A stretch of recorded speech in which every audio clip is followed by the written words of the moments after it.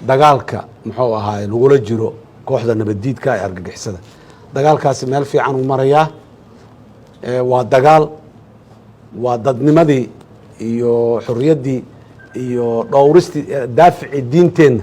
ayaan dagaalkaas ugu jiraa dadka soomaaliyeed oo dhan ay ugu jiraan maanta dadka soomaaliyeed meel kastoo ay joogaan dareenkaasaa ku wada jiro waa bogaadinaynaa waana dhiirigelinaynaa in lagu sii socdo dowladdanna wax ay kari karto iyo wax ay qaban karto ka reebanaysa male maanta in shacabka muxuu ahaay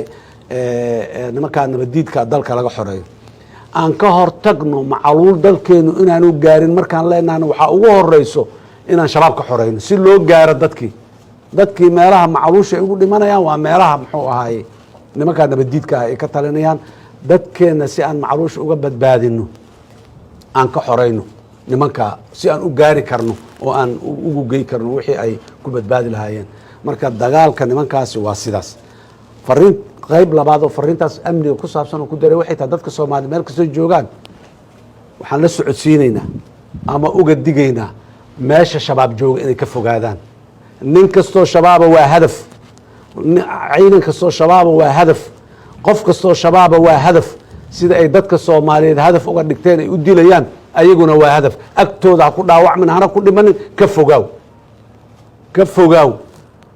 waa la duqaynaa waa lala diriraa waa lagu duulaa waa laga dul degaa wax walba oo dagaal oo ku furan yahay shabaab ku furan shacabka Soomaaliyeed sharafta leh waxaan ka codsanaynaa ha ka fogaadaano meesha uu shabaab jooga maxkamadahooda yaan la tegin beenbeenta ah meelaha dadaan wacyi gelinaynaayo waa wacdinaynaa ay leeyihiin wacdigooda waa wacdi qaldanayaan loo tegin meelaha ay joogaan yaan laga dhowaanin meesha uu yimaado tartiib ha looga dhaqaaqo qofkii afduubtaan ay afduub ku haystaan waa meeshiisa garaawshiyuu leeyahay ka fogow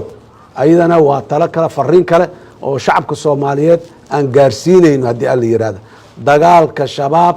ha ku dhimanin adiga oo aan ayaga ka mid ahayn oo aan ognahay dadka Soomaaliyeed inay shabaab ka mid ahayn oo ay ku mabda ahayn ay ku rabitaan ahayn ay ku magaciisa ahayn dadka Soomaaliyeedow walaalayaal ka fogaada shabaab aad iyo aad ayaa u mahadsantihiin. Assalaamu calaykum waraxmatullaahi wabarakaatuh.